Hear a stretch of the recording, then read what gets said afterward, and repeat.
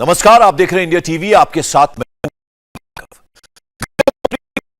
24 के लिए विजय का रोड मैप तैयार कर दिया है। 24 के चुनाव में 168 सीटें निर्णायक साबित होने वाली हैं।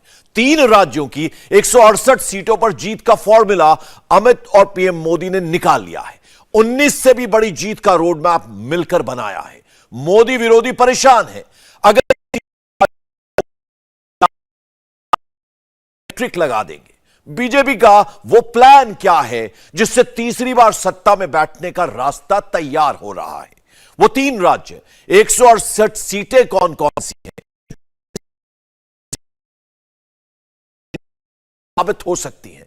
एक एक सीट की वोट का कैलकुलेशन, जाति वाला फैक्टर, सब आपको इस रिपोर्ट में मिलेगा। 24 में तस्वीर क्या रहने वाली है, पूरी जानकारी इस रिपोर्ट में।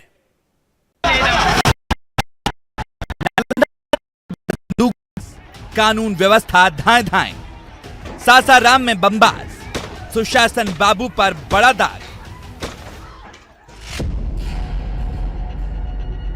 नालंदा बिहार के मुख्यमंत्री नीतीश कुमार का गृह जिला है। नीतीश कुमार के गढ़ में ही रामनवमी पर पत्थरबाजी हुई।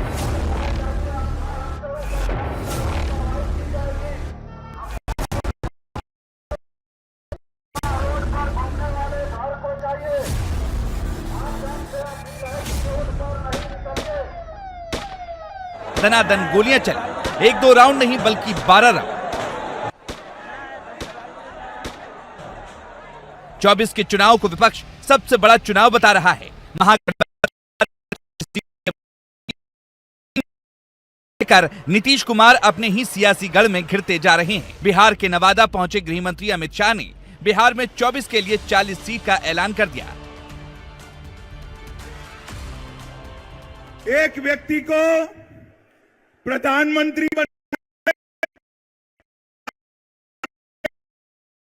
मुख्यमंत्री बनना है, इसमें बिहार की जनता को पीस रहे हैं।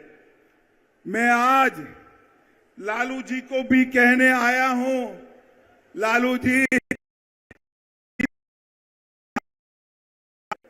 प्रधानमंत्री वो बनने से रहे, वहां जगह खाली नहीं है। देश की जनता ने तय किया है, तीसरी बार भी नरेंद्र मोदी। और अगर मोदी जी प्रधानमंत्री बने तो नीतीश बाबू कभी आपके बेटे को मुख्यमंत्री नहीं बनाएंगे। आप भी गलतफहमी में हो, नीतीश जी भी गलतफहमी में है, मगर की जनता स्पष्ट रूप से निर्णय कर बैठी है कि बिहार की 40 की 40 सीटों पर नरेंद्र मोदी जी का कमल खिलने वाला है। नालंदा और सासाराम में रामनवमी पर हिंसा, उपद्रव हुआ।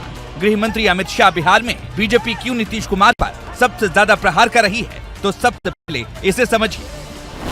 नालंदा कुर्मी बाहुल्य इलाका माना जाता है। इसी जाति से बिहार के सीएम नीतीश कुमार आते हैं। कुछ इस तरह से समझ सकते हैं। 2014 में नीतीश कुमार जब बीजेपी से अलग होकर लोकसभा का चुनाव लड़े थे, तब नीतीश को 2 सीटें हासिल हुई थी, जिसमें एक नालंदा है। 2019 में नीतीश कुमार बीजेपी के साथ लड़े, 16 सीट जीती। इस बार भी नालंदा सीट पर जेडीयू का कब्जा है, मतलब नालंदा में नीतीश कुमार का होल्ड बरकरार है। लेकिन जब मुख्यमंत्री के ही जिले में सांप्रदायिक सवाल उठेंगे, विपक्ष कानून व्यवस्था पर सवाल करेगा। सरकार को कहने का कोई मतलब नहीं है। मैंने सुबह गवर्नर साहब को फोन किया तो लल्लन सिंह जी बुरा मान गए कि आप क्यों बिहार की चिंता करते हो। मैं देश का गृह मंत्री हूं, बिहार की कानून और व्यवस्था भी ये देश का एक हिस्सा है। आप नहीं संभाल सकते, इसलिए हम चिंता कर रहे हैं।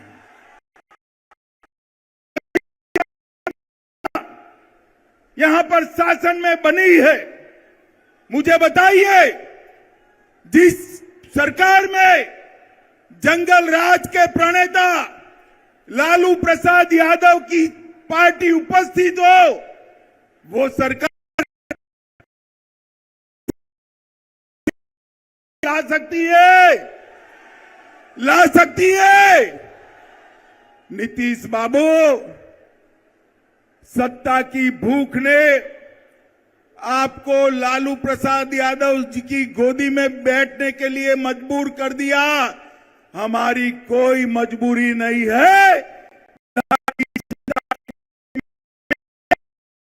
जन जन को जागरूक करेंगे और ये महागठबंधन की सरकार को उखाड़ कर फेंक देंगे। नीतीश कुमार को उनके ही घर में घेरने की रणनीति बीजेपी ने तैयार कर ली है। इसके साथ ही साउथ बिहार के गंगा बेल्ट पर भी नीतीश कुमार की पकड़ ढीली हुई है, जिसे कुछ इस तरह से समझ सकते हैं। बक्सर, भोजपुर, रोहतास, जिसका हेडक्वार्टर सासाराम है, जहां सांप्रदायिक हिंसा हुई है, जहानाबाद 2020 के विधानसभा चुनाव में सीपीआई एमएल यानी माले ने 12 विधानसभा सीटों पर कब्जा किया था। तब बीजेपी और नीतीश कुमार का गठबंधन था और माले आरजेडी के महागठबंधन का हिस्सा था। माले ने सबसे ज्यादा उन सीटों पर डेंट मारा जहां जेडीयू को कैंडिडेट नीतीश बाबू की पॉपुलैरिटी घट गई है। जिस सासाराम में हिंसा और पत्थरबाजी हुई, वहां गृह मंत्री अमित शाह का कार्यक्रम था जो रद्द हो गया, तो नवादा से ही अमित शाह ने सासाराम के लोगों तक अपनी बात पहुंचाई। सुबह में जो सासाराम जाना था, जयंती के निमित्त एक बहुत बड़ा सम्मेलन रखा था, मगर दुर्भाग्यपूर्ण स्थिति हुई। सासाराम में लोग मारे जा रहे हैं,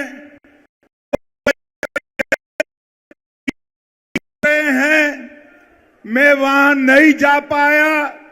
मैं सासाराम की जनता का यहीं से क्षमा मांगना चाहता हूं और मैं कहना चाहता हूं, मैं सासाराम जरूर आऊंगा।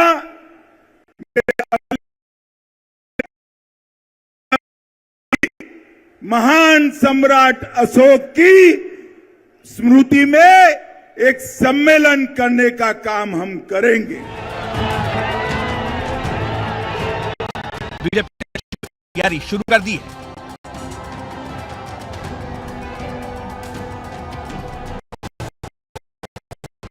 बीजेपी के लिए बिहार की 40, यूपी की 80 और महाराष्ट्र की 48 लोकसभा सीट काफी अहम है। इन राज्यों में बीजेपी के सामने यूपी में बीजेपी के लिए राह 2019 के मुकाबले थोड़ी आसान दिखाई दे रही है।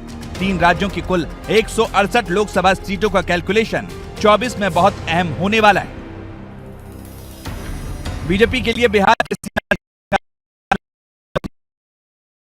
महागठबंधन और कास्ट कैलकुलेशन। बिहार में अगर बीजेपी के खिलाफ 3 बड़े कास्ट कैलकुलेशन पर नजर डालें तो Y+M+K बिहार में यादव करीब 12%, मुस्लिम करीब वो। अब बीजेपी और उसके रणनीतिकार इस आंकड़े को, इस समीकरण को दूसरे नजरिए से देख रहे हैं। मसलन बीजेपी जब 2014 में नीतीश से अलग होकर चुनाव लड़ी थी, तब वो बिहार की 40 लोकसभा सीटों में से 30 पर लड़ी थी, जिसमें से वो 22 सीटें जीती। बीजेपी का स्ट्राइक रेट 100% रहा। बीजेपी ने सभी 17 सीट जीती। 2024 में बीजेपी की मंशा बिहार में छोटे दलों के साथ गठबंधन करके ज्यादा से ज्यादा सीटों पर चुनाव लड़ना है, जिससे ज्यादा सीटें जीत सके। नवादा की अपनी रैली में अमित शाह ने इसके नीतीश और सरकार के सहयोगी जो है वो भी विधायक हर रोज नीतीश बाबू का विरोध कर रहे हैं। इनके आधे एमपी भाजपा के दरवाजे खटखटा रहे हैं और मैं पर एक बात स्पष्ट कर देता हूं, किसी के मन में ये संशय हो कि चुनाव के परिणामों के बाद नीतीश बाबू को फिर से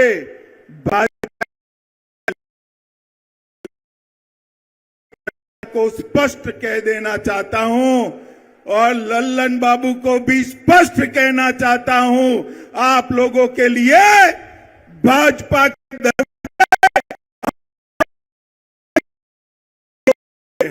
ये जातिवाद का जहर घोलने वाले नीतीश बाबू और जंगल राज के प्रणेता लालू प्रसाद अब ये दोनों के साथ भारतीय जनता पार्टी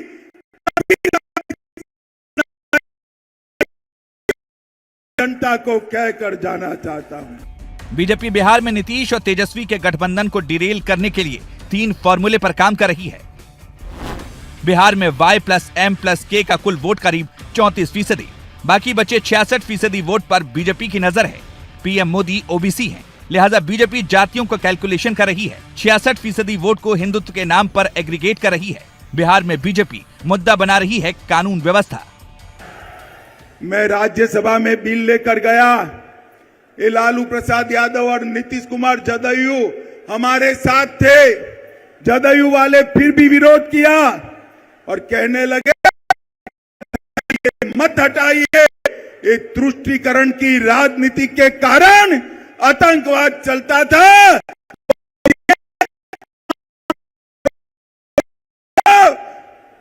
धारा 370 हटाकर कश्मीर को हमेशा के लिए भारत के साथ जोड़ दिया।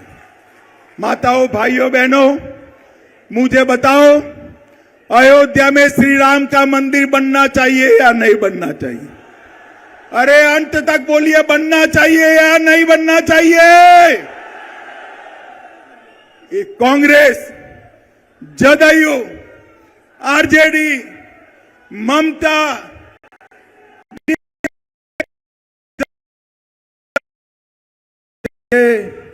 मोदी जी ने एक दिन सुबह राम मंदिर का शिलान्यास कर दिया और आसमान से भी ऊंचा राम मंदिर।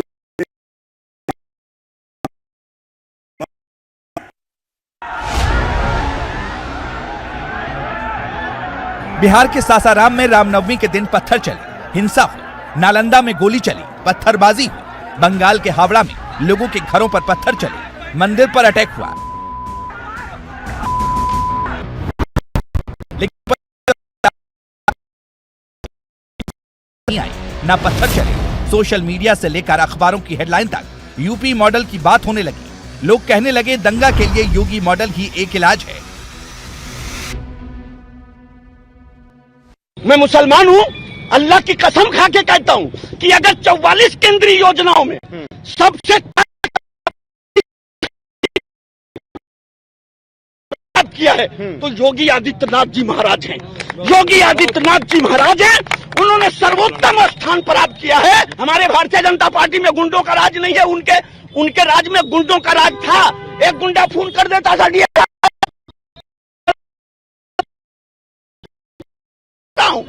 तो डीएम साहब कांप जाते थे, मगर आज खुद फलाने ही साहब कांप रहे हैं कि कहीं डीएम साहब न तलब कर ले। ये बदल दिया है, राज्य की दिशा बदल दी है, राजनीति की दशा बदल दी है श्री योगी महाराज ने। ये देश का परम सौभाग्य है।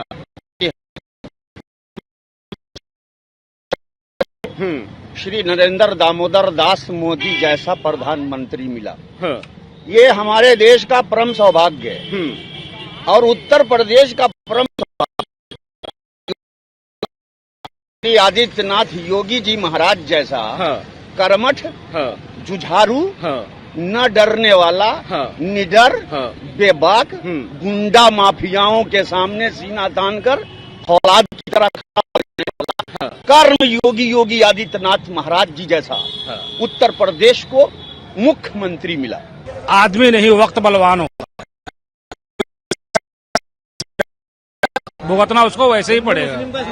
इसमें हिंदू मुस्लिम का चक्कर नहीं है। चलती चक्की दे के दिया कबीरा रोए, 2 पाटन के बीच में साबुत बच्चन खोए। ये दोहा कितना प्यारा है। ये संसार है भाई, जो बुरा करेगा उसको तो पिसना ही पिसना है। इनकाउंटर अभी कम हो रहा है।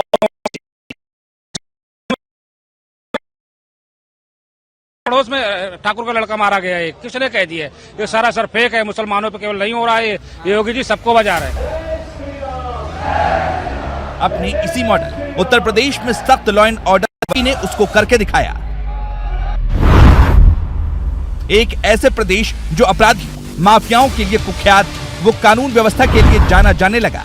उत्तर प्रदेश की कानून व्यवस्था देश के लिए नजीर बन रही है और उसी के बगल का स्टेट बिहार, जहां रामनवमी के जुलूस में हिंसा हुई, के साथ साथ 27 का भी लक्ष्य रख दिया। पहले गृह मंत्री अमित शाह का बयान सुनिए, फिर बताते हैं कैसे यूपी मॉडल के जरिए बीजेपी बिहार जीतने का प्लान बना रही है। आज समग्र बिहार चिंता कर रहा है। बिहार के बिहार शरीफ में आग लगी है, तो नजदीकी है, चिंता हो रही सबको।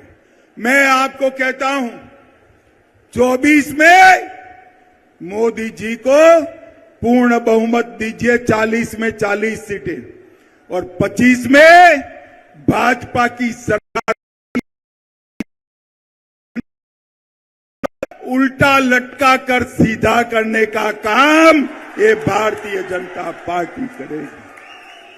हम तुष्टीकरण में नहीं मानते, हम वोट बैंक की राजनीति नहीं करते हैं।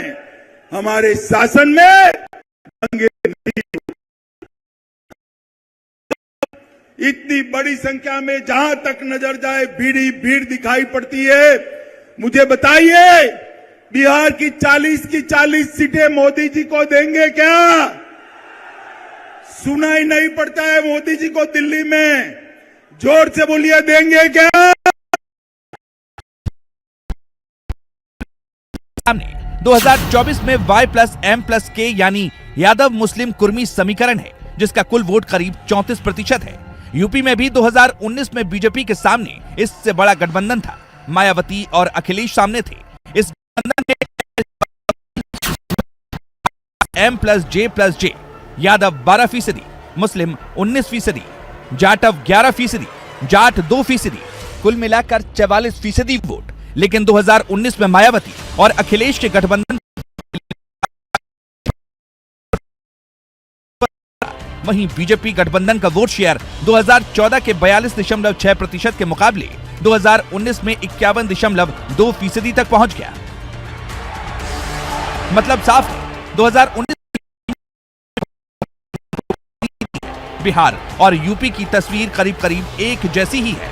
ऊपर से बीजेपी के पास कानून का मुद्दा है, हिंदुत्व का एग्रीगेट है। आज बिहार बंगाल के रास्ते पर चल रहा है, जहां अमन चैन शांति भंग हो, लाचार दिख रहे हैं, मीडिया कुछ दिखा रहा है और वास्तु स्थिति और वो कुछ बोलते हैं। जैसे मैं 2 प्रश्न आपके सामने रखना चाहता हूं।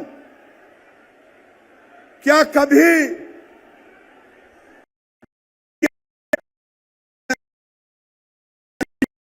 भी राज्य में कभी हमने तजिया पर कोई पत्थर फेंका? कभी फेंका? कभी फेंका?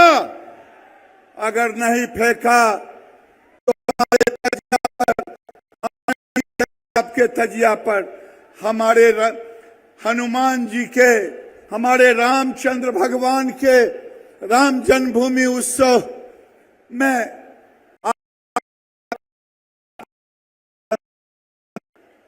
इसका जवाब आपको देना होगा। देंगे जवाब? जवाब देंगे? 2019 में विपक्षी मोर्चा हानिकारक रहा। अब 24 में फिर से सबकी नजर बिहार के बाद जो हालात नजर आ रहे हैं, कांग्रेस, एसपी, बीएसपी सब एकला चलो की बात दोहरा रहे हैं। मतलब अगर यूपी में विपक्ष का बिखराव हुआ तो क्या 2014 वाला कमाल बीजेपी 24 में भी यूपी में दोहरा सकती है? मिल सकती है, क्योंकि यूपी में बीजेपी के पास मोदी जैसा चेहरा है तो योगी जैसा सीएम है। योगी जी को जय श्री राम।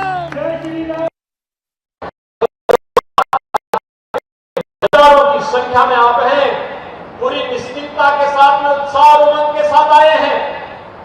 अन्यथा पर्व और त्योहार आते ही हम सब दंगों के भय से घर से बाहर नहीं निकलते थे, दंगे हो जाते।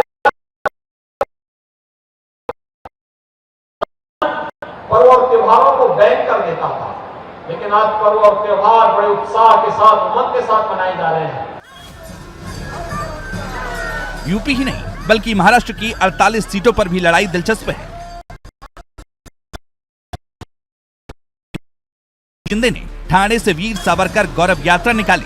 शिंदे के साथ बीजेपी के कई नेता भी गौरव यात्रा में शामिल हुए। महाराष्ट्र में बीजेपी और शिवसेना शिंदे गुट का गठबंधन है, तो उद्धव ठाकरे महाअघाड़ी के साथ हैं। महाअघाड़ी शिंदे ने सावरकर गौरव यात्रा निकाली। ठाणे के अलावा ये यात्रा मुंबई के 11 अलग अलग जगहों पर भी निकाली गई। मुंबई बीजेपी प्रदेश अध्यक्ष आशीष शेलार इस यात्रा में शामिल हुए।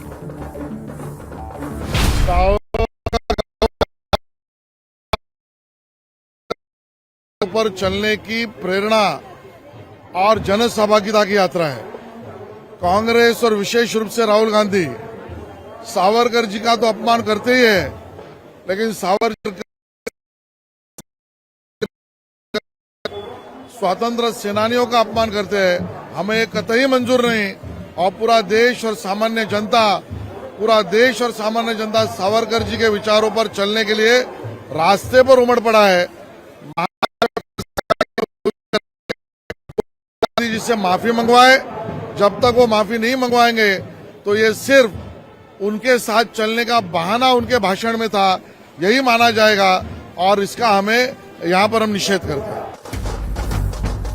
वीर सावरकर गौरव यात्रा महाराष्ट्र के 288 विधानसभा मतलब साफ है, 24 का चुनाव है। बीजेपी महाराष्ट्र में 24 के चुनाव में हिंदुत्व के एजेंडे पर चल रही है, जिसके नायक हैं वीर सावरकर। क्योंकि विपक्षी दल के सबसे बड़े नेता राहुल गांधी यही मुद्दा लेकर 24 में महाअघाड़ी को पटखनी देना चाहती है। बीजेपी 2019 में महाराष्ट्र की 25 सीटों पर लड़ी थी, 23 सीट जीती थी। 24 में बीजेपी 48 सीटों में से ज्यादा सीटों पर लड़ना चाहती है। साथ में उसके सहयोगी होंगे एकनाथ शिंदे। बीजेपी का मकसद साफ है, हिंदुत्व के मुद्दे पर करना। 14 और 19 का जो ट्रेंड रहा है, जब लड़ाई मोदी और राहुल के बीच हुई है, फायदा मोदी को ही हुआ। और अब बात पाकिस्तान की, जो अपनी बर्बादी की तरफ अब सिर्फ बढ़ ही नहीं रहा बल्कि बहुत तेजी से लुढ़क रहा है। किसी भी दिन खबर आ जाएगी कि पाकिस्तान डिफॉल्ट हो गया है। दूसरी तरफ पाकिस्तान की पब्लिक रो रही है, क्योंकि रमजान के महीने में उन्हें रोजे में दिन भर भूखे रहने के बाद शाम को खाना नसीब नहीं हो रहा है। उनका पूरा दिन इसी जद्दोजहद में गुजर रहा है कि शाम को खाएंगे क्या। सरकार सस्ता आटा मुहैया करवा। इमरान खान शहबाज शरीफ की छाती पर मूंग दल रहे हैं। वो जल्द से जल्द इलेक्शन की मांग कर रहे हैं। अब इलेक्शन करवाने के लिए पैसे चाहिए, वो पाकिस्तान के पास है नहीं।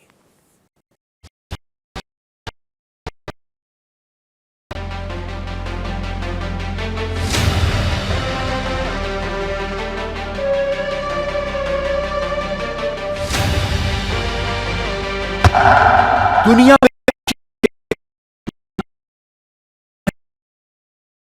पाकिस्तान ईद आ गई है, कपड़ा कहां से लेगा?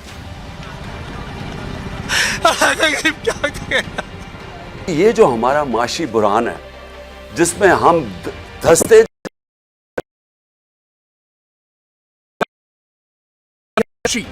और पाकिस्तानी कर रहे हैं खुदकुशी। अल्लाह ना करे वो डिप्रेशन का मरीज बनकर खुदा ना खास्ता सुसाइड, खुदकुशी की तरफ जा सकता है। ऐसा हुआ है कि लोग बेचारे नहीं देख पाते थे और रोज घर वालों से ताने मिलते हैं। याद आ रहा है बस हिंदुस्तान। इंडिया हम देख रहे हैं काफी देर से, हर ना सिर्फ आईटी के सेक्टर में, डिफरेंट सेक्टर्स में दिन ब दिन तरक्की कर रहा है। परेशानी पाकिस्तान और पाकिस्तानियों का आजकल बस इन्हीं लफ्जों से वास्ता पड़ रहा है। दिन रात बस एक ही फिक्र कि शाम का चूल्हा कैसे जलेगा, बच्चों का पेट कैसे भरेगा।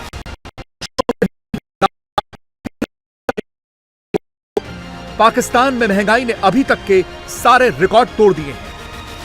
खुदा के वास्ते गरीबों पे रहम करो।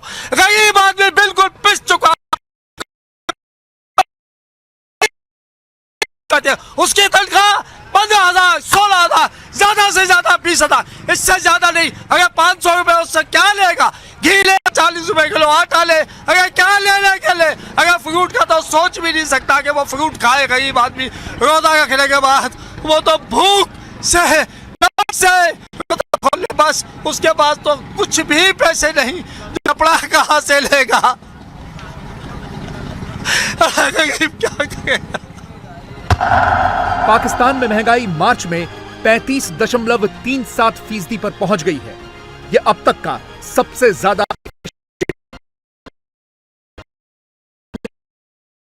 सिर्फ 12.72% थी। सबसे ज्यादा महंगाई खाने पीने के सामान में दर्ज की गई 47.2%। समस्या यह है कि और दिन भर शाम के इफ्तारी का इंतजाम कर रहे हैं। सामान्य चीजों के दाम भी आसमान छू रहे हैं। केला 250 से 300 है, नींबू 800 से 1,000 रुपए किलो में बिक रहा है,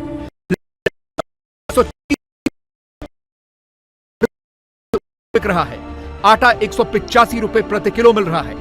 फलों की बात करते हैं तो केला गुज़िश्ता महीने जो है तकरीबन 50 से 60 रुपए दर्जन जो है वो मिलता था, और दर्जा अव्वल का केला जो था वो तकरीबन 250 रुपए दर्जन जो है दर्जा अव्वल का केला है, और तकरीबन 150 से 200 रुपए जो है दर्जा 2M का केला जो है फरोख्त हो रहा है बचत बाजार में। जबकि अगर हम बात करें सब्जियों की, फरोख्त की जा रही हैं सब्जियां भी, और इसी तरीके से उनमें इजाफा जारी है।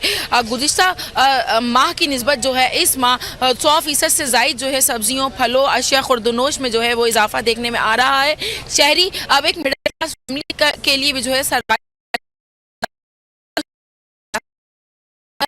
गरीब आम आदमी की बात करें या उस दिहाड़ीदार मजदूर की बात करें जो कि यौमिया 800 से 1,000 रुपए कमाते हैं, उनके लिए इस वक्त एक वक्त का खाना भी जो है वो मुश्किल से मुश्किल तर होता जा रहा है। के लिए शहर दर शहर लोगों की लाइनें लगवाईं, लेकिन उसमें भी भगदड़ मची और बहुत से पाकिस्तानी मारे गए। यानी घर पर भूख मार रही है और सड़क पर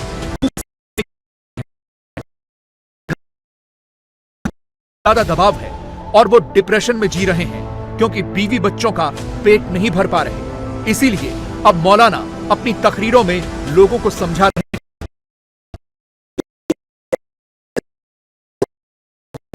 और उसको बहुत ज्यादा फीलिंग है। बाज़ औक़ात हम समझते हैं उसको फीलिंग नहीं है, उसको बड़ी फीलिंग है कि मैं घर वालों की फरमाइशें पूरी नहीं कर पा रहा हूं, पूरा नहीं हो पा रहा है। वो तो बेचारा उसी कैलकुलेशन में चल रहा होता है। कई लोग तो 20 तारीख के बाद कर्जे की तरफ जाते होंगे, सोचते होंगे, जेब से पैसे निकालते होंगे, गिनते होंगे, फिर वापस रख लेते होंगे कि कैसे गुजरेंगे 10 दिन। इस वक्त में अब घर मेहनत करने वाले अपने घर के मर्द को सपोर्ट करें, उसको ताने ना दें, तुम तो कुछ लाते ही नहीं हो, बराबर वालों ने देखो ये ले लिया तो उनके पास इतनी अच्छी इफ्तारी आती है, आप हमें कोई घुमाने नहीं जाते, अभी तक आपने ईद के कपड़े नहीं दिलाए।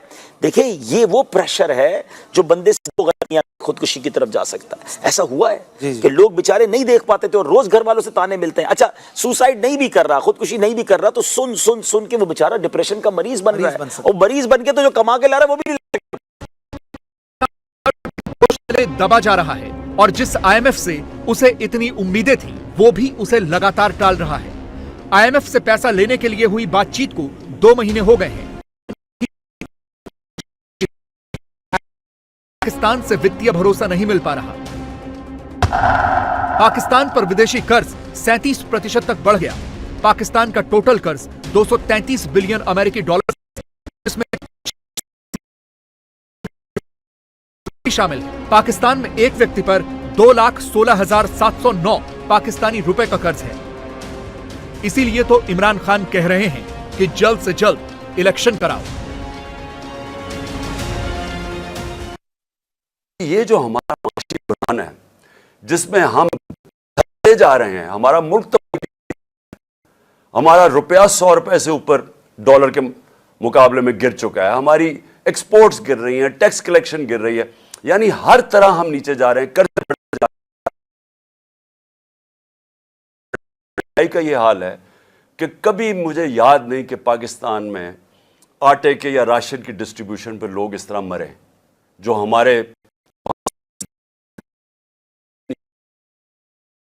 तारीख में सबसे ज्यादा महंगाई है, यानी माशत नीचे चली गई है। इसको ठीक करने के लिए जब तक इलेक्शन से पॉलिटिकल स्टेबिलिटी नहीं आती, यह माशत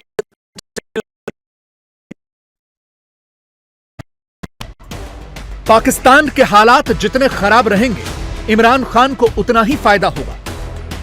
इसीलिए इमरान हर तरह से सरकार पर लगातार चुनाव करवाने का दबाव डाल रहे हैं। सरकार कह रही है कि अभी तो नहीं, लेकिन अक्टूबर में चुनाव करवाएंगे। अब मेरा अगला सवाल ये,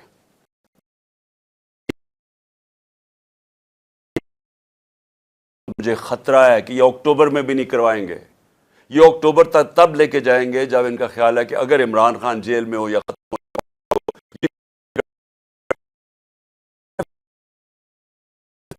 मुझे आज ये बता दें, एक वजह बता दें कि आप इलेक्शन अक्टूबर में क्या होगा जो आज नहीं है।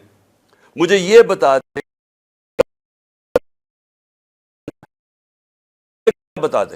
इकॉनमी बैठ रही है, ना बाहर के लोगों को कोई इत्मीनान रह गया इनके ऊपर, ना पाकिस्तान के लोगों को इस गवर्नमेंट पे कोई इत्मीनान है। हालात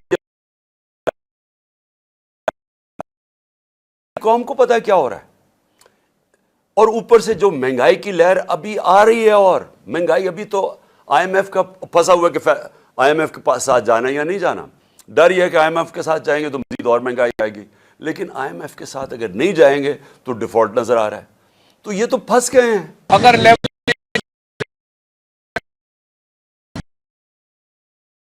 मिलना लंदन भागने के लिए, सीधी सीधी बात है, असेंबलियां टूटी हैं, 90 दिन में इलेक्शन होने हैं, इसके अलावा कोई आइन में और कोई गुंजाइश नहीं है। और पूरा पाकिस्तान आइन की रिस्टोरेशन के लिए सड़कों के ऊपर होगा। दूसरी तरफ सरकार में शामिल पार्टियां अभी इलेक्शन से दूर भाग रही हैं।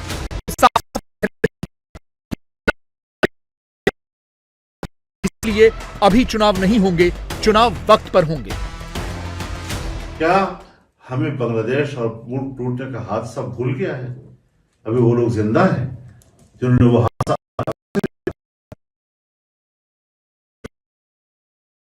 कहना था सामने आए।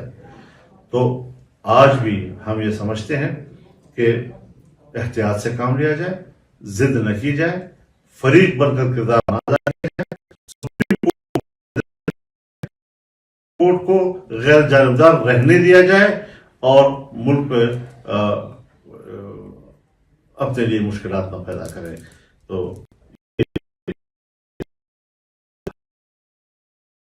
इलेक्शन की तारीख के तयन के हवाले से किसी किस्म के मुज़ाकरात का हिस्सा नहीं बनेंगे और न ही हम ऐसे मुजरिमों के साथ डायलॉग करना चाहिए।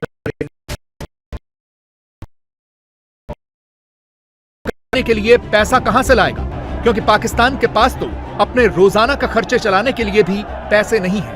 वो तो अपने बाशिंदों का पेट भी नहीं भर पा रहा कि उनके हुक्मरानों ने उन्हें जिंदगी भर कश्मीर में बिजी रखा और खुद मुल्क को लूट कर खा गए। अब वो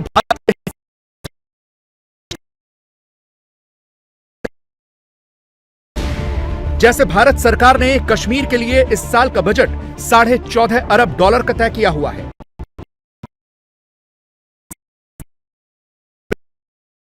यानी $7 अरब के दोगुने से भी ज्यादा है।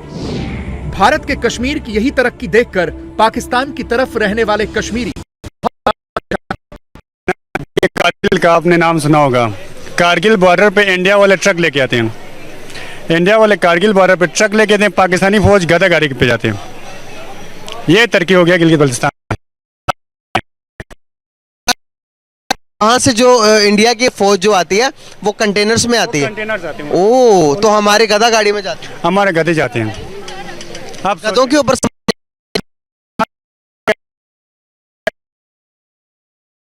आप देखेंगे आधा जो बल्तिस्तान है वो इंडिया के पास है, आधा जो है वो गिलगित के पास है, पाकिस्तान के पास है।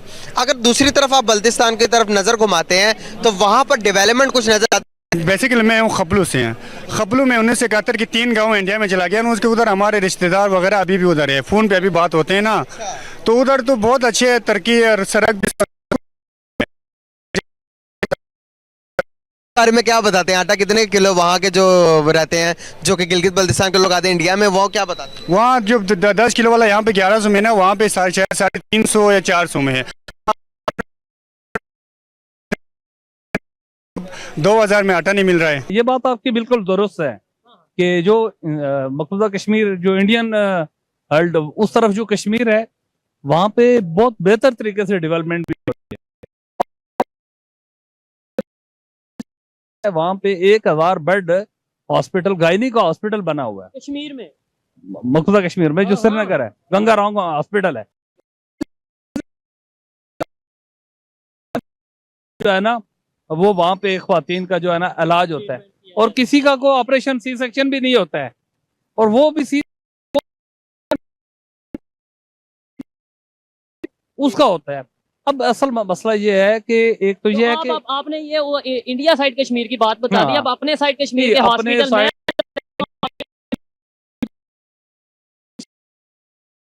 जो पिम्स हॉस्पिटल है ना, इतना सा भी हॉस्पिटल कोई नहीं है कि वहाँ पे लोगों का किसी को हार्ट अटैक हो जाए तो वो रास्ते में दम तोड़ जाता है। पिंडी इस्लामाबाद सारे वहाँ पे जो अदारे हैं वो सारे मफलूज हैं। भारत और भारतीय दुनिया के बावजूद भारत में हालात कंट्रोल में हैं। भारत तो तमाम प्रतिबंधों के बावजूद सीधे रूस से ही तेल आयात कर रहा है, और ये सब देखकर पाकिस्तानी पहले भारत से तुलना या कंपटीशन करेंगे तो कहीं के नहीं रहेंगे। इंडिया इस वक्त दुनिया की 5वीं बड़ी इकोनॉमी बन चुका है और बनने जा रहा है। आईटी इंडस्ट्री में दुनिया को अब इंडिया की जरूरत है, इंडिया को दुनिया की जरूरत नहीं है। पाकिस्तान सोवियत यूनियन का उस वक्त था और एक अमेरिका का था, और अमेरिका ने उस वक्त पाकिस्तान के साथ मिल गया, और पाकिस्तान इंडिया लगता है कि यार न्यूट्रल होने की तकलीफें बहुत फेस करनी पड़ती हैं, सारी चीजें करनी पड़ती हैं, लेकिन एंड द एंड उसका रिजल्ट बड़ा अच्छा होता है। इंडिया की बात करें, इंडिया न्यूट्रल होने की वजह से आज उसके रिलेशन हर ना सिर्फ आईटी के सेक्टर में, डिफरेंट सेक्टर्स में दिन ब दिन तरक्की कर रहा है। ठीक है, वो ना सिर्फ रशिया से बल्कि आप थोड़ा सा वास्ट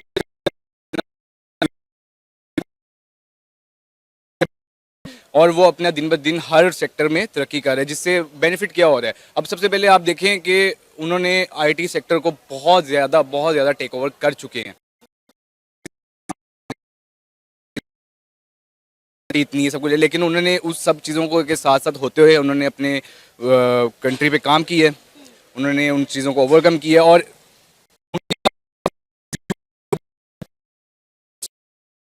हमारी पाकिस्तान से अगर आप कंपेयर करना चाहें, हम बेसिकली हम पाकिस्तान से कंपेयर करते हैं। पाकिस्तान में हम इस टाइम टॉप 2 यूनिवर्सिटीज़ की बात करें तो एक कायदे 400 टॉप 400 यूनिवर्सिटी वर्ल्ड के में नहीं आती। असल में मुश्किल हालात में पाकिस्तान और वहां की आवाम को हिंदुस्तान ही याद आता है। ये पाकिस्तान का पुराना इतिहास भी रहा है।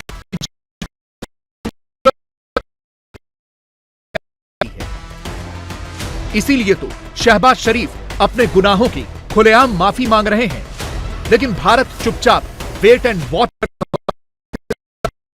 रहा है। पश्चिम बंगाल के हावड़ा में हिंसा के बाद आज हुगली में जबरदस्त हंगामा हुआ। पहले आगजनी हुई, इसके बाद बंगाल पुलिस लोगों को लाठियों से खदेड़ रही है। इस हंगामे में कुछ लोगों के घायल होने की खबर भी है। पत्थरबाजी की चपेट में आए लोगों में वहां के एमएलए विमान घोष भी शामिल हैं, जिन्हें एक रैली निकाली थी। इस दौरान वहां पथराव शुरू हो गया। हंगामा इतना बढ़ गया कि कुछ लोगों ने आगजनी शुरू कर दी, लेकिन फिलहाल पूरे इलाके में पुलिस तैनात कर दी गई। इंडिया टीवी हर वक्त हर जगह डाउनलोड करने के लिए सर्च करें India TV news Google play store या ऐप स्टोर पर।